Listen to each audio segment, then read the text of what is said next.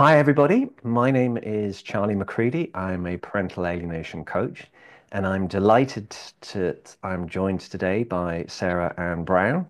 Hi, Sara. Hi. Lovely, and thank you so much for joining me here today. Um, Sara runs the Instagram group Narcissistic Abuse 101. Sara is also just about to publish an amazing book. I would encourage everybody to go out and buy it, called From Charm to Harm. And I'm sure she can tell us a little bit about the book in a moment. But just by way of a quick introduction, Sara is one of the bravest souls that I know. And she has gone through one of the most extreme set of circumstances with her experience of alienation. She's very kindly come along to share it with us here this evening. Uh, and also, we're going to talk about things that Sara would advocate for other parents in terms of how to get through this whole experience. So, Sara, if we can maybe just start with a little bit of what you have actually been through. Well, first of all, let me say thank you for having me on your Pleasure. podcast. This is wonderful, and I'm really happy to be here. I have been through a very severe case of parental alienation with my son, Blake. It's been over 10 years since I have been able to see or speak to my son, Blake. I have not even been able to see so much as a photograph of him. I am completely locked out of his life. I hold 50-50 custody of my son, Blake. And due to the corruption in my hometown, where my custody is ordered out of, and the fact that my ex-husband is a law enforcement officer in that town, I was completely just railroaded and blocked from being able to communicate with him. I filed many legal actions, including what is called a family access motion here in Missouri in America. That those were set up to kind of combat parental alienation, and the laws changed here in 2017 to reflect parental alienation. And I filed many of these motions, and none of them went through. They were all denied with no reason given. And my son now, as far as I know, is of the belief that I am no longer alive. That is what Wow. his, yes, that is what his father and stepmother have told my son.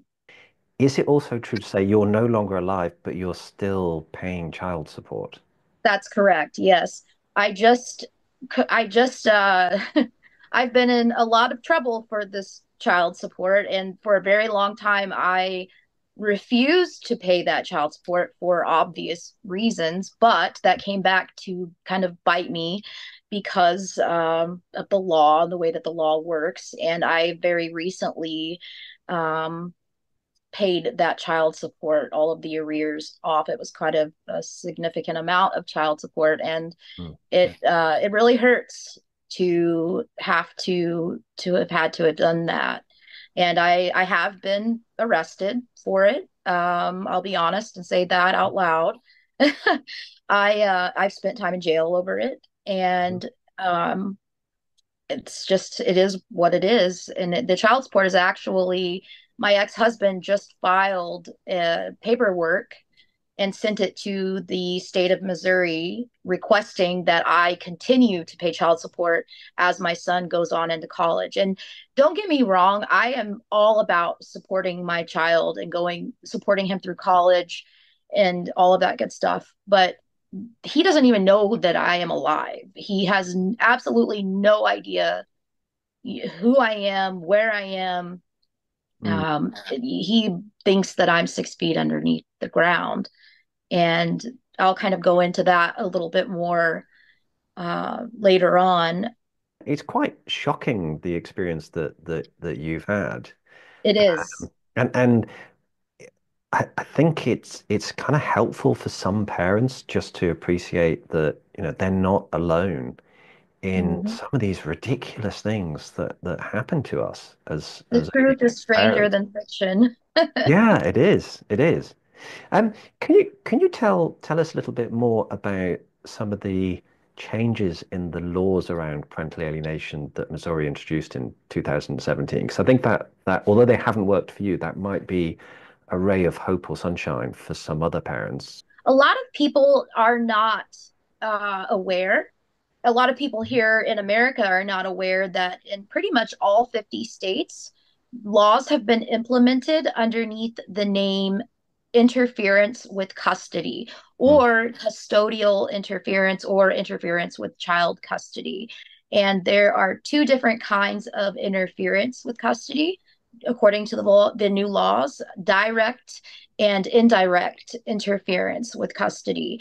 And like I mentioned earlier, you can file in most states. I'm not sure if it's all of them, but pretty sure it's plenty of them. You can file, like I said, a family access motion, yeah. and these are utilized when somebody is being withheld from their child against their court-ordered parenting time. If that's being withheld from them, they're usually, according to the law, able to file one of these motions, and it's free, I believe. They might have to pay a small filing fee, and you usually don't need an attorney.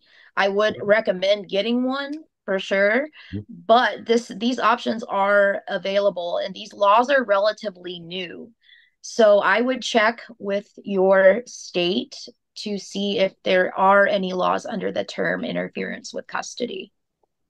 I think that's amazingly good advice. I mean, it's more's the pity that these are the sorts of um, kind of rules or legislation that's available to parents. But I don't, and I'm in the UK rather than the US, but I don't see that getting mentioned that frequently uh, No. in social media or the various professional journals.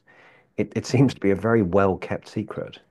It is, and it's in that brings that kind of brings to mind a situation that I'm sure you have dealt with. Is there is a growing group of people who like to claim that parental alienation does not exist at Mm, all. mm, mm. And there is kind of a small movement that has been forming of, I'm assuming, alienators who are just angry that they got in trouble for parental alienation, who are trying to discredit people like Richard Gardner, saying that parental alienation isn't real. And then for instance, I've come across these people quite often on my Instagram account, and they'll come at me and say, "Oh, parental alienation isn't even real," and they have no idea that the interference with custody laws exist. And when you tell them that, and they subsequently go and look those laws up, they don't really know what to come back and say, because you can't deny that those exist, and nobody is really talking about it. I've tried to put out some content on it, Mhm. and it hasn't gained a lot of traction. And I know the laws are different in every country, and in most countries outside of America, I don't think have very many laws pertaining to parental alienation at all. Uh, Pretty much none, because I mean, this is one of the right. big problems. It's not recognized in the DSM-5. It's not recognized in the ICDC, and that this group that you're talking about, they're global. Oh, absolutely. Yeah, and they're basically their argument is that men are perpetrators of domestic violence, and that the mums are stopping those fathers from seeing their children because both the mothers and the children have been abused with domestic violence, and that the fathers are now claiming parental alienation against those mothers, and that's giving them, as far as they're concerned, the opportunity to say, yeah, parental alienation doesn't exist. That's crazy to me, because there are signs and symptoms, pretty straightforward signs and symptoms that this can be tested for. Yeah. Children who have been alienated stand out from children who have not been alienated. Yeah. And there are a very specific set of behavior and personality characteristics that alienated children exhibit that children who have not been alienated do not exhibit. I know that sometimes they might say, "Oh, these things can be coached," but not really. It's in all alienated children. These things usually are manifested in these kids. Yeah, I'm familiar with the paper that you were talking about, where they were looking at instances of children who've gone through high conflict divorce, and they can specifically detect alienation versus just high conflict or normal divorce within parents. You will take great comfort, Sarah, from the fact that I believe the work was done by Dr. Jennifer Harman. She, and I think it was also Will Burnett and maybe some others, have done a paper which is looking at the disinformation from the deniers of parental alienation and showing how lazy they've been, and they keep citing the same small limited numbers or same case studies, which don't really prove anything, and they just keep regurgitating it all. And they like to repeat the whole, oh, Richard Gardner. They like to discredit Richard Gardner for some reason. They Yeah, think that because this guy has, somewhat of a shady background, allegedly, that it somehow just completely makes parental alienation illegitimate yeah, when it's not the case at all. yeah. I think they accused him of paedophilia. That's correct. Yes, they Yeah. have. I mean, it's just shocking, and hence the name parental alienation syndrome has died away, but parental alienation is still there. But Yes. but tell us more about your experience, and I think very interestingly why you think the system has failed you. I think that the corruption in my hometown, it's a very small town. There's about 15,000 people, and the town is isolated. There are no large cities or larger towns all around it, and the it feels like this place is just filled with narcissists almost. Mhm. And like I said before, my ex-husband is a law enforcement officer, and he knows all of the judges. He knows all of the lawyers. He knows the prosecutors. Mm, He knows everybody involved in this. And I moved out of that town 17 years ago. So he was able to just tell as many lies and make up as many stories as he wanted about me. And due to his position, they just kind of sidestepped and uh, just totally ignored me. He even went so far as to create fake custody documents at one point that stated that he has full custody and showed them to everyone. And even the people that worked up at the courthouse were of the assumption or of the opinion that he had full custody, and that's just simply not the case. So I don't really understand. Other than the corruption part, it just boggles my mind. I have yet to come to a good understanding, to be perfectly honest with you. It's still very confusing for me. I don't understand why the sense of injustice is mm, just mm. it runs so deep with parental alienation, especially in my case. Yeah. It's that feeling of just the unfairness, the inequality, the way that I've been treated, the way that a lot of other alienated parents have been treated is just it's unacceptable. And I have yet to come to a full understanding of it. Mm. I mean, and I guess that's kind of what has made you an advocate in this space to help raise awareness that there is this deep injustice, and the court system seems very ill-equipped to actually deal with these cases.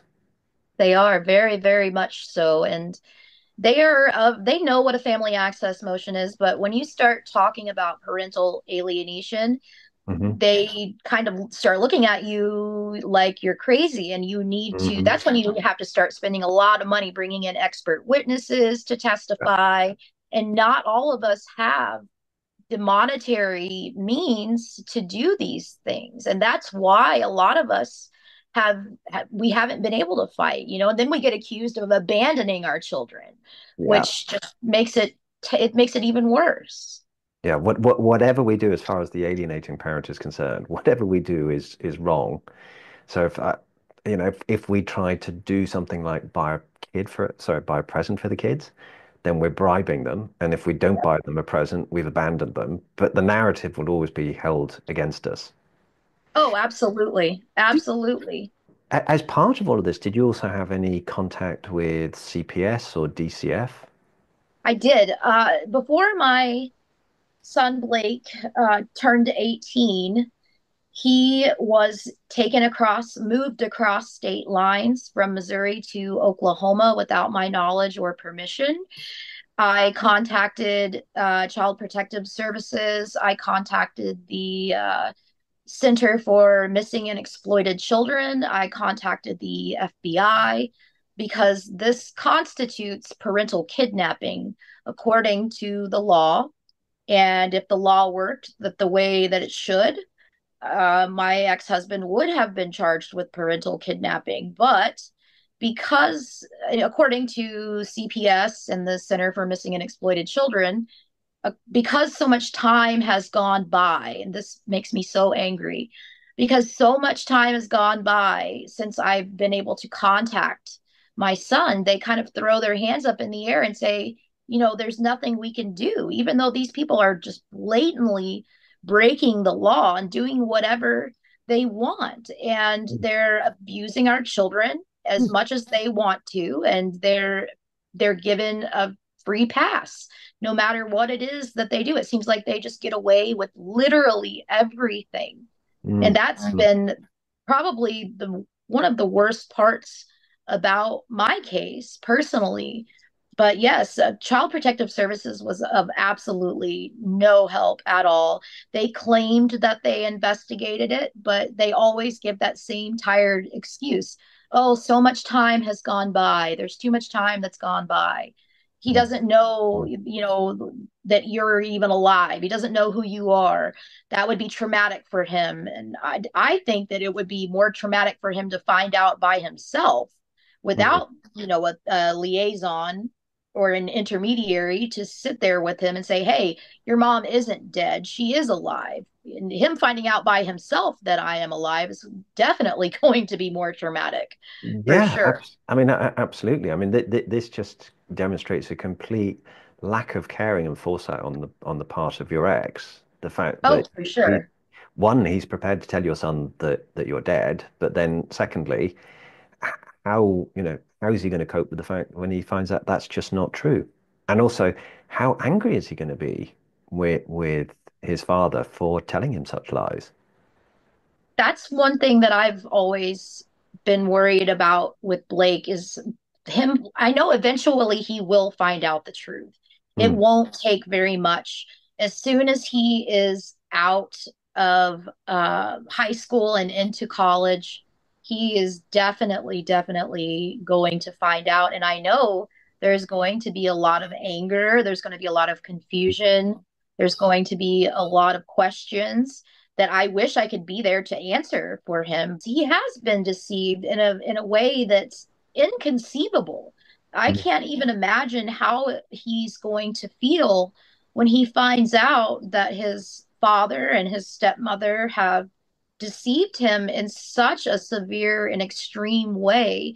And mm. they, like I said earlier, they created these fake custody documents, and I call it propaganda.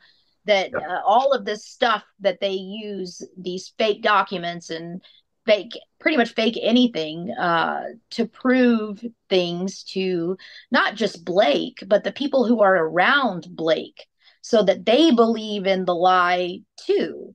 Not Yeah. necessarily that I am no longer living, but that Blake needs to be protected from me, and that's why they tell him this lie. And that's what I'm assuming is going on. And from the information that I've gathered, what very little information I have gathered, that is what is going on. And there are a lot of people that are involved in lying to him and in assisting my ex-husband and his wife in forcing my son to unknowingly live a lie.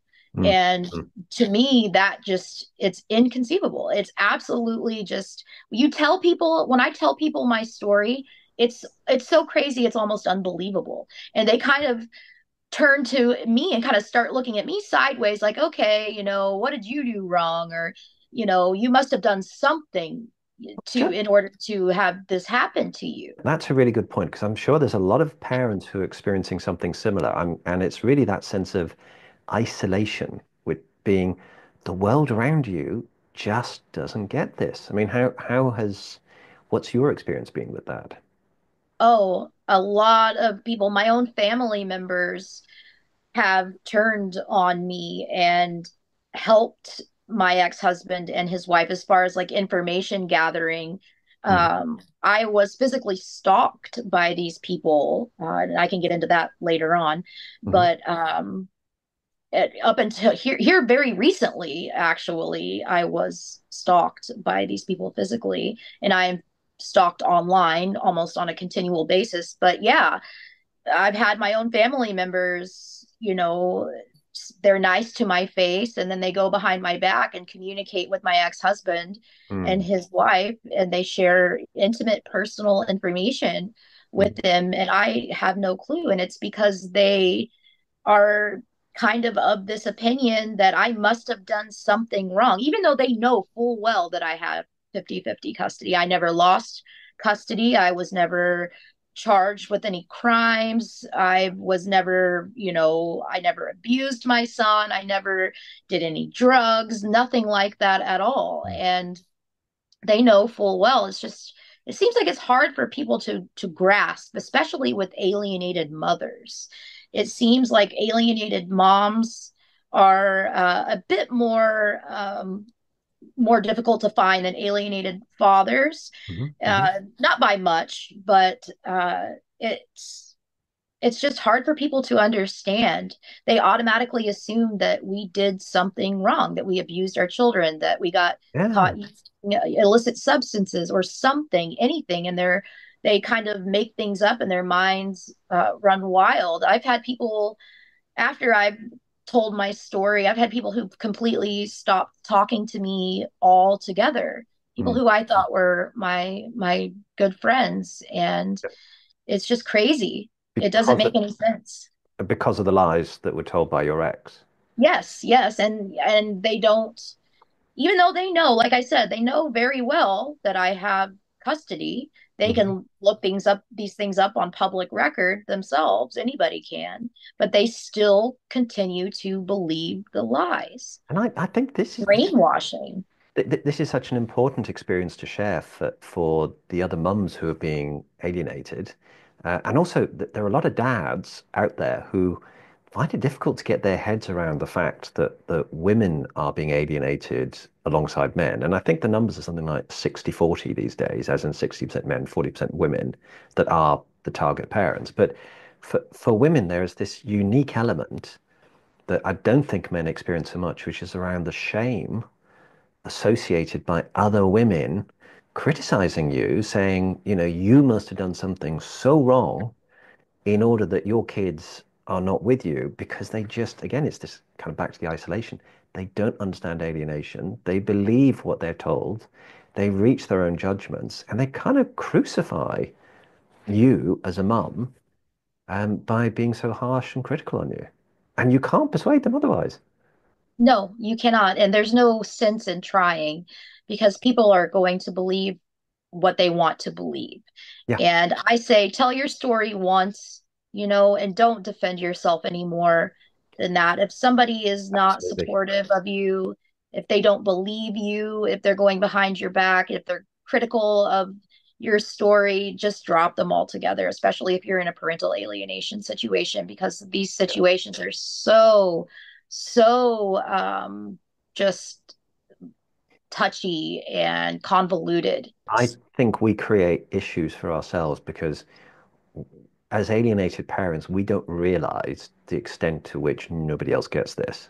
And we get hugely frustrated trying to explain to our family, our friends, to the world around us what's going on.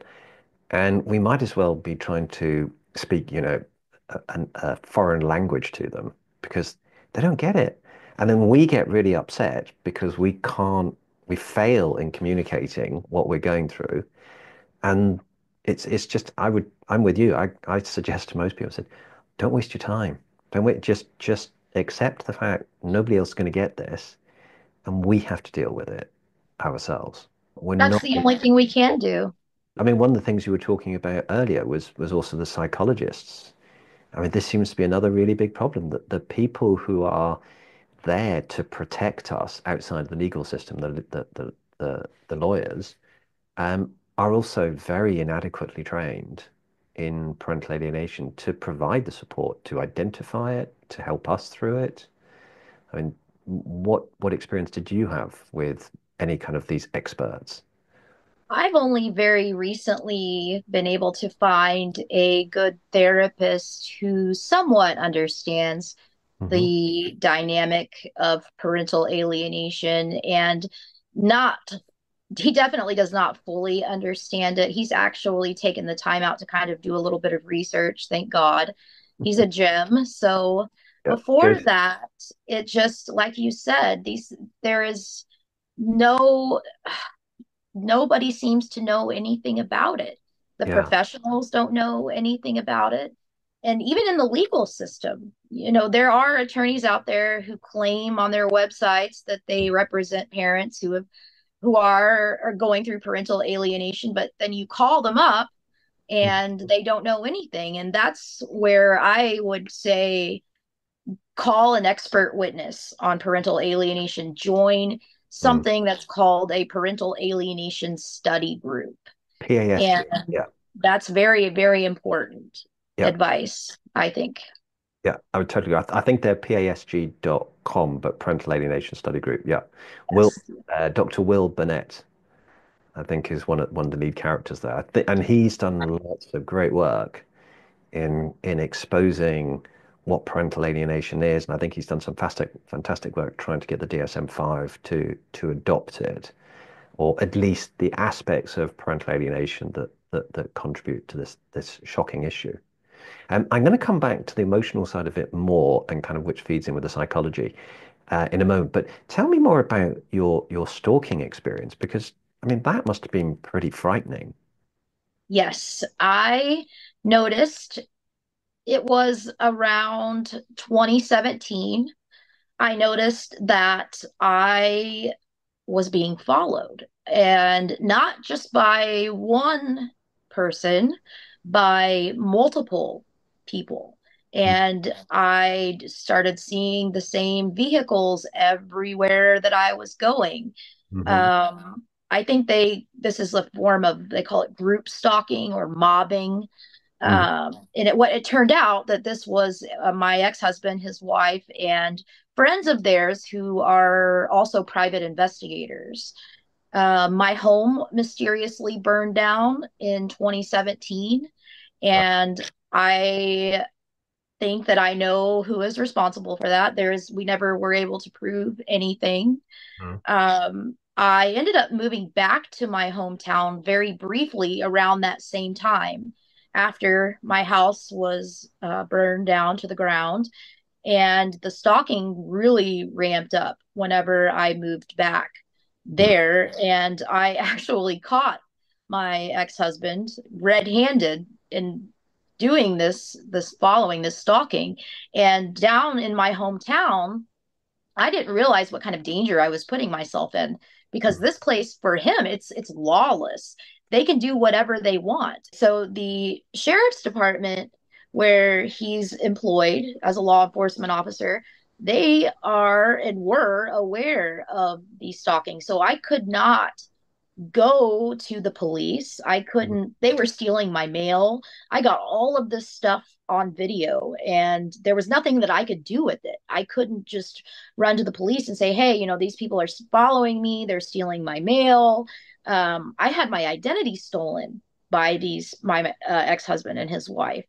Wow. And it's just, I've just been railroaded every single time I've tried to do something when it comes to the law. And that's because of his position as a police officer. I think that's probably every empath's worst nightmare is having a narcissistic police officer X. Mhm. It's got to be like the worst thing, the worst possible case scenario. Yeah. And what I've experienced has just been otherworldly. And I find myself, asking, questioning my own sanity sometimes because of what I've been through. And especially when I was going through the stalking, because there were multiple people involved in it. And you do start questioning your own sanity when things like that happen. Sure. And the reason I found out that they were doing it is because they were concerned that I was going to file another family access motion, which I did end up doing while I was there and after I moved back to my hometown. Um, I I was at the courthouse. I ran up there to file the family access motion, take the documents up there, and pay the filing fee.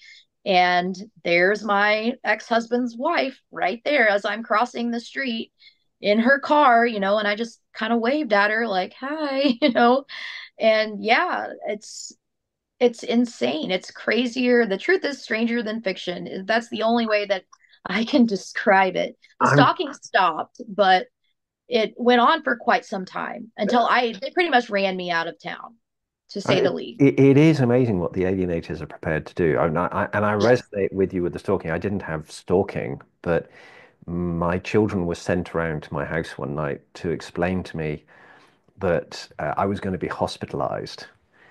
And I checked into this, and uh, my ex had sought out and had a discussion with somebody about basically putting me in hospital. Wow. Yeah. That doesn't surprise me at all. No, but it was kind of, but I was determined that I wasn't going to put my life on hold and kind of be looking over my shoulder all the time.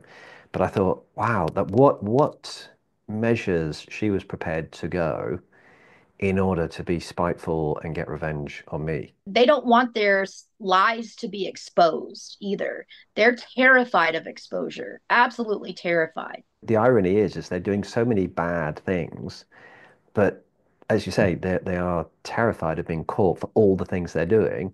And very often they try to shift the blame by accusing us, which is kind of fits with false allegations, which is something that so many parents will be familiar with. I did hear recently, just very quickly on the false allegations, that some new laws in the UK are starting to come into place because for a long time now we've had the situation in the States as well. People can say anything, and there's been no comeback. And so they produce a false allegation. Very often CPS is then involved. Kids are restrained from being allowed to see the parent. The parent is being accused of the false allegation. All meanwhile, the alienating parent is ramping up the alienation, making it even harder for the child to rebuild that relationship with that parent when they do have contact again. Because some of these procedures can go on for months and months and months. Then the targeted parent clears their name, and then the next false allegation comes out because nobody's taking any action against the alienators. No, they don't. But I'm very keen as well to understand kind of what was the emotional journey for you? You know, how did you feel as a mum and as a parent going through this experience? Well, when I gave birth to my son Blake I was very young whenever I got married to my ex-husband. Hmm. I was 19 when I had Blake. I didn't know what parental alienation was until way, way, way after the fact. I think the alienation started as soon as my ex-husband got remarried. And I think for a lot of people, that is the case. And for me, emotionally, I just felt completely helpless. And I had my motherhood stolen from me. My child was stolen from me. My child was ripped away from me. And I have had to grieve the loss of a child who is still alive. And like I said in the beginning, I have not even been allowed to see so much as a picture of Blake. And they have taken so many measures to make sure that there is nobody out there that would post a picture of Blake publicly to where I could see it. Mm. And it's a helpless, helpless feeling. I feel like I've been locked out, and I feel like they're they're definitely just using him as a weapon. I feel like I can't do anything. I mean, it's hard to sit here knowing that your child is being brainwashed, knowing that your child has been abused, is continually in present day being abused, being gaslighted every day, being forced to live a lie every day. And there's nothing that I can do about it. I feel like I have exhausted all of my resources legally. And as far as I am concerned emotionally, I just I can't let go of Blake. There have been a lot of therapists who have said, "Oh, just let go of him. You just gotta." These are people who don't understand parental alienation again. No, they And, don't. I cannot. I'll never let go of my son. I'll no, never stop fighting. I don't care how long it takes or how old he is. I think, and again, I'm really interested to get your views, but I think when I'm working with parents through my coaching or doing the 9-step program, the letting go of some of the things that we're holding on to, and it's the acceptance really of the fact that this is a reality with our child, that our child is not in our lives. That is something that I think we do need to address.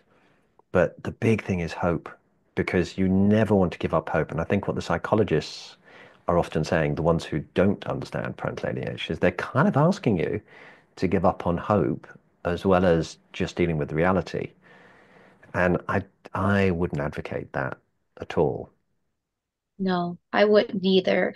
Like I said, I don't have any plans of ever stopping because I'm the only person on this earth who is willing and able to fight for the truth.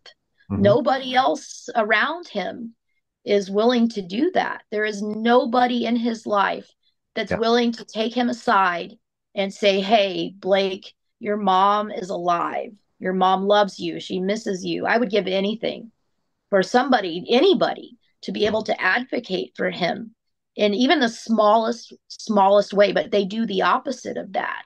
These narcissists, they surround themselves with their flying monkeys, and these people are enablers, and Yeah. they are also brainwashed. It's like they're in a cult Yeah. almost. Yeah. And And they're complicit they in are. the psychological abuse of our children. Yes, 110%. Absolutely. And these people, it's unforgivable. It truly is. And they come back at me with, "Oh, we don't like you. We all hate you." And they made up all of these reasons in their mind that somehow, some way, I'm the bad guy. I'm the terrible person, Yeah. even though they are complicit in severely psychologically mentally abusing a child his entire life and forcing this kid to live a complete and utter lie. And there's no point, there's no sense. It's a senseless crime. That the people who do this are very insecure, very vulnerable individuals. A lot of them suffering from narcissism, other mental disorders, and they're kind of quite childlike individuals. Yes. And this is a Yes. protective mechanism that they've put up to protect themselves from, because they're basically afraid of the world around them, which is why they're terrified of things like courts. Because the courts, the power has shifted to a judge to make a decision about what's going to happen with custody. Yeah. And so they feel powerless. And when we take them to court, they attack us because they're feeling vulnerable. And they attack us through, Yes. they increase the alienation. Yes, 100%. And the exposure factor, my ex-husband, I begged for mediation. I have never asked for anything other than let's just get along. We don't have to be friends. We don't have to be around each other. Let's go to mediation. Let's talk this out. Let's tell Blake the truth in a therapeutic setting. Mhm. No, I absolutely not. They will not do it. To this day, they absolutely refuse. They would rather continue on lying to him. They would rather continue gaslighting him every day. And they would rather have their, you know, gaggle of supporters and enablers that are around him continue lying to and gaslighting him instead of taking the easier, healthier way, and just telling him the truth. I don't see what is so hard about that. But with a narcissist, I mean, they can't admit fault. They could never admit that they were wrong. They could never admit anything other than they're the victim somehow. Yeah. They're the ones who have been wronged. They're the ones who have been harmed by They us. seem to genuinely believe that. I mean, They do. that they are also very unusual people because on the one hand, they understand the pain and the suffering, which is premeditated, that they are going to put us through, yet they ignore how much suffering it's going to put the child through. It's like they willingly choose to just pretend that that element doesn't exist. And it's like, Yes, they do. It's like the child's just a trophy. They're yeah. just an object. Something you said earlier on as well, Sarah, which I think will resonate with a lot of especially alienated mums, um, is this whole thing when another partner comes into the life of the alienator. Yes. If you're unfortunate enough that she herself has all manner of insecurities and vulnerabilities, then you often find that they can be a catalyst that really kind of spurs our exes to ramp up the alienation and effectively just try and extricate us completely Erased, from, totally yeah, erased. erase us from the lives of not just the child, but also from, the partner. As in a new woman comes on board, she doesn't want anything that is associated with you to be a part of that relationship. Especially if they're a narcissist, if the new partner is also a narcissist. Yeah. And that is unfortunately very often the case. We see that, and ironically, two narcissists together are often much better matched than, what I Yeah, find is generally the instances that you end up with an empath who ends up with a narcissist because the empaths, we're nice people, we want to help, we want to fix, we're always giving of ourselves. We end up with a narcissist because we see somebody who needs healing and we give them that love, that support, but they don't want it. They're not actually looking for that. They want to be a victim without ever being healed. that's true. And when my ex-husband's new or not new, they've been married for quite some time now, but at the Mhm. time, new wife came into the picture. It wasn't, I think Blake was 3 years old and he was calling her mama and calling me mommy Sarah, calling me by my first name. And there's a study out there actually that says that kids do not do this naturally. No, Children must be, that age, must be coached to do something like that. There is no way that my son would have ever just naturally started calling her mama. And that was just not the dynamic of the relationship that Blake and I had when he was that age. And they thought it was funny. They still think it's funny. mm, And it's just sick. Like she came in and she told me to my face that she was going to take over my role as a mother, and mm, they laughed about it. They thought it was hilarious.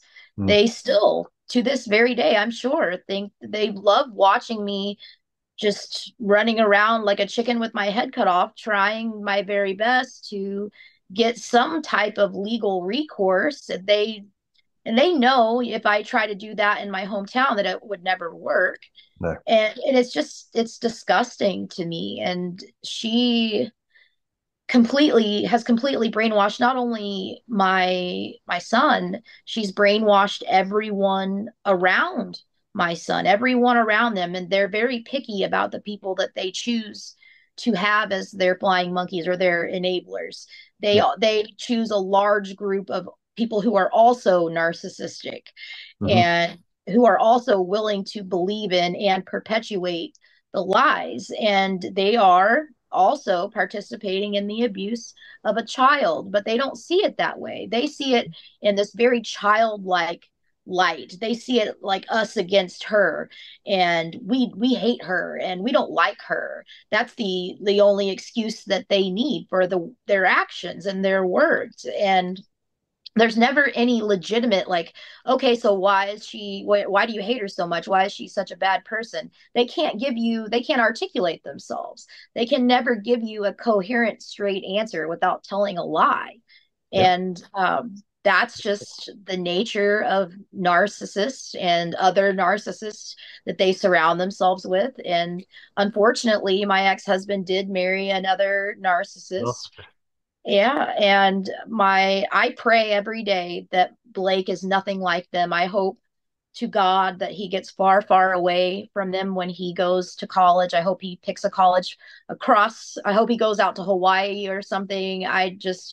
I pray that he is nothing like them, that he didn't turn out to be a narcissist. And I know that there's a chance that he did, given he's been raised by two narcissists. But hopefully he has some empathic qualities to him. And I don't know that, unfortunately, I have no idea. I couldn't tell you anything about my son. I know nothing about him. He's Well, a total stranger to me.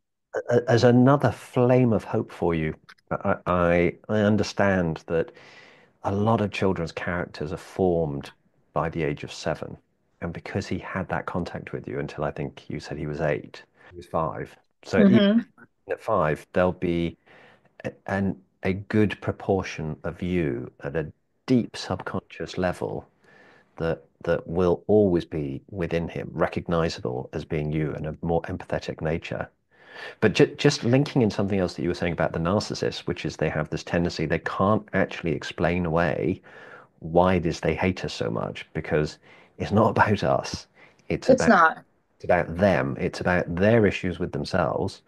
But there is this amazing parallel that this is the behavior that we often see with the kids because the kids are unable to explain to psychologists why they hate us because there isn't a reason.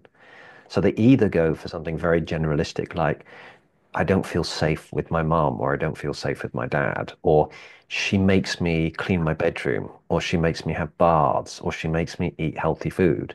And that's not a reason to not want to spend time with your parent. In fact, it's completely unnatural and did something that the psychologist should be picking up and paying a lot more attention to. A child naturally wants a relationship with both parents, even where a parent is being abusive, which is demonstrated by the alienators because they are being abusive and the child still wants the relationship with that person. Yeah, that's true. That's true. And as they get older, I've noticed that the kids will say, "Oh, I hate my mom," or "I hate my dad." The the mom or dad that's been alienated, and or the parent will say, "Oh, I can only imagine, my ex and his wife. Blake hates you. Why would he want to have a relationship with you?" That's the what do they call that effect? The independent thinker phenomenon. He hates you on his own. He doesn't hate you because we coached him to hate you or brainwashed him to hate you. Yeah. He hates you on his own. Which just And doesn't that part's just diabolical. oh, the whole thing is diabolical. So what did you find? Because you're a very strong person, Sarah. You have been through the ringer. I mean, you have really been through it. What did you find worked well for you personally, just dealing with the kind of the psychological and the emotional trauma of all of this that might be helpful for other parents? Just to know that you're not alone. I'll never be totally healed, I feel like. I'm still on my healing journey, and I'm right here alongside all of you. I've found solace in uh, almost a form of, grief counseling with my therapist, Mhm. because it is like we've had a child pass away. We've completely lost I our think it's world. called, yeah, it's like an open bereavement. It's not, there's no closure to it. Yeah. It's just ongoing because you know your child is still alive. Yes, and I the what photos I have of Blake, what I have, very, very little left of him, but I cherish those things. They're sacrosanct. That's your living embodiment of love for your son. I I do think that parents don't get enough support for their own mental and Mhm. emotional well-being. I think parents quite often they're so focused on their child that they don't think enough about and give themselves permission. Maybe that's the best way of describing it. They don't give themselves permission to be healed. 'Cause No, it's difficult because there is a lot of guilt involved, and I still find myself beating myself up sometimes, and Mm, I myself have fallen into the narrative of, oh, you must have done something. You hmm, must have done something wrong for all of these people to dislike you and to have a child that's no longer with you anymore. I must have done something, anything. yeah. And not being able to understand what that thing is because we haven't done anything wrong Nope. is just it's inexplicable, and it's so hard to deal with. It's so hard to deal with, and the grief is ongoing. There is no closure whenever you've had a child stolen from you in the manner that we all have. And Absolutely. i I found a lot of solace in God, in prayer, Hmm. and in finding myself in solitude. Been, I've completely, I mean, I was already isolated, but I am kind of going through and have been going through this period of my life where I just kind of want to be alone, to deal with these things on my own, to find myself and to I have another child. I have a daughter who is 7. So, I have to be a good mom to her too. Yeah, yeah, And I have to be able to stay grounded. yeah. And I mean, you could very easily lose your mind. A lot of parents who are alienated leave this world entirely, And unfortunately, and for I hate to say it, a very good reason. I just did a post only yesterday, having looked, Yes. at somebody that I knew for 45 years, alienated dad, and we had no idea that he was suffering as badly as he was because as a man, he felt uncomfortable sharing it and he took his own life, which is so sad. I But saw that, and I'm so sorry to hear about that. And I can definitely relate. hmm, I'm sure we all I think can most of us have relate. had moments of thinking about, shall I just bring this to a close because it's too painful? Yeah, And I would say yeah. to everybody, please don't. Please don't. Oh Because no, there you is can't. no. Your That, kids need you so much. I was just going to run this past you because one of the things I think is really helpful for parents, and this kind of helping to heal themselves, because it's so important, and you need to give yourselves permission to do it. Yeah, so I find that there are 9 emotions, and keen to see if these all resonate with you. The first one, as you're describing, grief, and it's grief of the time we've already lost. It's the time we're losing today. It's the time we anticipate losing in the future. Then there's the guilt, which you also described. And most of us are empaths, so we're really good at beating ourselves up. We don't need anybody else to do it. And we question ourselves. We shouldn't, because this is not our doing. This is the alienator's doing. Then I find a massive one for women, which we also touched upon, shame, because Yeah. especially the other women around us are highly critical, saying you must have done something wrong that your child is not in your life. Then there's the isolation because nobody else gets this. We really are alone to go through this experience by ourselves, or ideally with, the communities such as the ones we've both created to help parents realize you're not alone. You're certainly not alone. Then there's the powerlessness, because whatever you do will be turned against you. And the alienators are master manipulators of that. Then there's also the injustice, which you also talked about. And we all have this very, very strong sense of how could this possibly be happening? How is it that nobody is protecting my child? Nobody's protecting me, if we're honest as well. And then we've got uh, anxiety as well. Mhm. And anxiety is our minds run amok within our heads, conjuring up all these scenarios of bad things that are happening to our kids. And then we've also got fear. And fear fuels the anxiety. And it just screws our minds up. It's just like we get blindsided. I mean, are those all the sorts of things that you've experienced as well? 100%. I think I've experienced all of them. Mm. Every single one. They all resonate with me, especially the part about kind of leaving it's up to our imagination. We have to imagine what it is that Yeah. our children are up to. And I have this whole just kind of idea of what Blake is like, or what I would like to imagine that he is like Hmm. Hmm. in my head. And I have to cling to that because that's all that I have. That's Yeah. literally all that I have. And a stack of photographs. And that's it.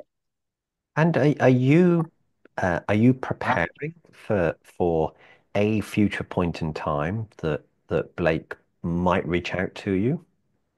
I am, yes. And that's why I've been going to some pretty intense therapy. I do have a feeling now that he's older and he's going off to college that maybe I will get into contact Hmm. with him.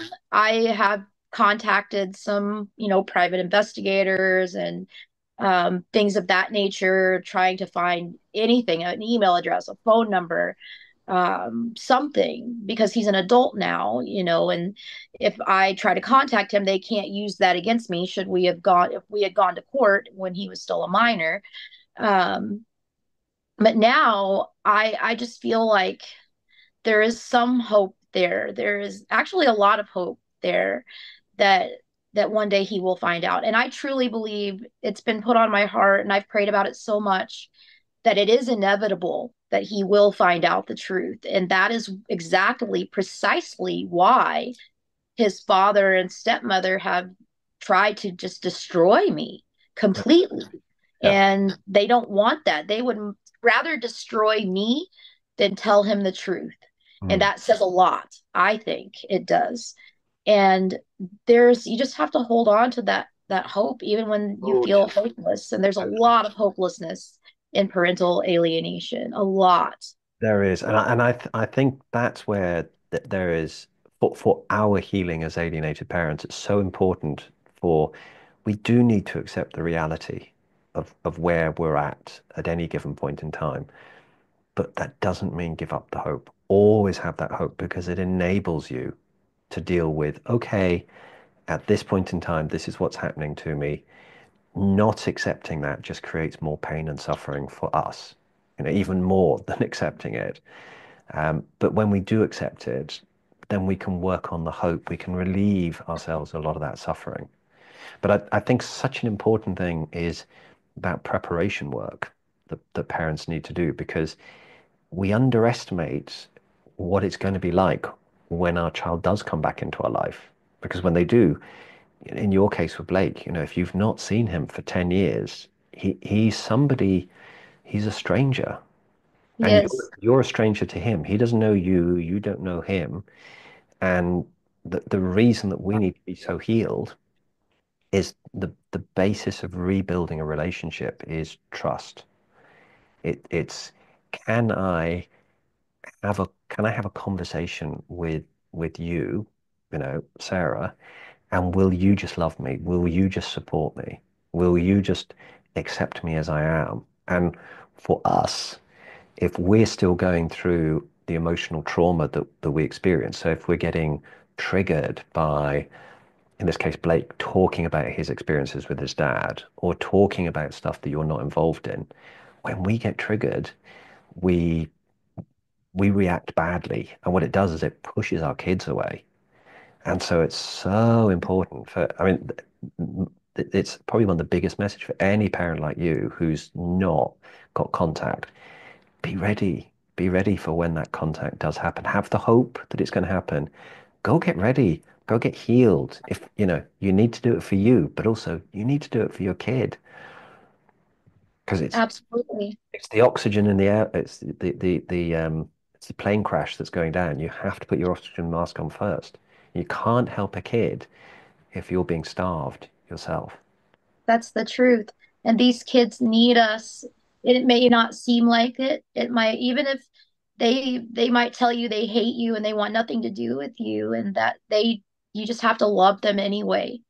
And even if you have to love them from a distance, it's they need us so, so much more than it seems like they do. I think a lot of parents lose sight of the fact that our children always love us, always love us deep down. That is something that's innately there. And it's just a period where they're not being given permission because there's consequences to them having a relationship with us. So Right. they're protecting themselves by not having the relationship with us. And it's awful for us, but we also have to remember for in some instances where parents do have contact, that can be even worse for the kid. I think so too. I can see where that could get very complicated, and that's definitely not any territory that I'm familiar with, Hmm. but I can see where that would absolutely, it could go very bad very quickly. Yeah, it's kind of hard, but it's amazing as well because this is something that really teaches all of us about what love really is. Because Yes. it's very easy to love a child that's in your life and nothing unusual is happening. Oh, you take it for granted sometimes. Yeah, but you know, you and me and every other alienated parent, we're freaking superhuman when it I comes. know. That's so true. That is so true. Like I feel like I've been through so much. And just to be able to talk with somebody, anybody who understands Yeah, this is healing too. This is so I've found a lot of healing in just being able to talk with somebody who has been alienated, who understands even a modicum of the dynamic yeah. of parental alienation. I would say as well some advice for parents is there's a lot of very angry people out there who are being alienated. And Right. So too. for yeah, but within their anger, there's almost a sense of they're refusing to accept the reality of where they're at, and it's stopping them Yes. be progressing through into the next phase, which is healing, which is something they need to be able to do before they can re-engage with their kids. And I see angry parents trying to re-engage with their kids, and it doesn't work because the kid doesn't want to meet a parent who's focused on themselves. The kid wants to meet a parent who's focused on the kid. And you can only do that when you're healed. That's right. That's right. And like I said, I feel like a part of me will never be healed. But then I think about what Blake is going to feel like when Hmm. he finds out the truth about the entire situation. The level of betrayal, it just is, it's insurmountable. It's unspeakable to think that his own father would do something like that to him. And that's where I've been trying to keep my focus is, how am I going to react whenever Blake does inevitably find out the truth and Blake does inevitably come back into my life? If, not tomorrow, a year from now, 10 years, it could be, Yeah. 50 years from now. But you have to I be don't ready know. every day. Yes, You need to you be have. ready now. And I think we forget as parents as well that we have to heal in order that we can heal our kids. Because That's right. when they do come back to us, they need so much love and support from us. And the only way we can do that is be in a good space ourselves. And I think so many parents just get stuck. But I was going to say with the social media, for a parent that is being alienated, try to avoid the angry social media groups, the angry posts. They don't serve you. They just make you feel worse. They do. And I would say stick with the facts, stick Hmm. with the parental alienation study groups, stick with the studying the case law Hmm. and the up and coming laws there are. You can actually sue over parental alienation in civil court here in America, or yeah, here in the state of Missouri. I know, I'm not sure about other states. You can file a civil action for parental alienation. I don't think it's called alienation of affection. It's referred to as interference with custody, and then the best interest of the child laws are involved in that. But you can sue for monetary damages in civil court. Or stick to that stuff. Stick to focusing on the laws, stick to focusing on the facts and educating yourself about what parental alienation is. Definitely ignore, don't get in arguments with the people who say that parental alienation is not real, because those people are more than likely alienators themselves, for Yeah, sure. I think that's such good advice. In fact, I think that's a wonderful way to bring this particular podcast to a close because those words are so true. Every parent should be hanging on that. But what I'd love to do, Sarah, is bring you back and let's do another session together.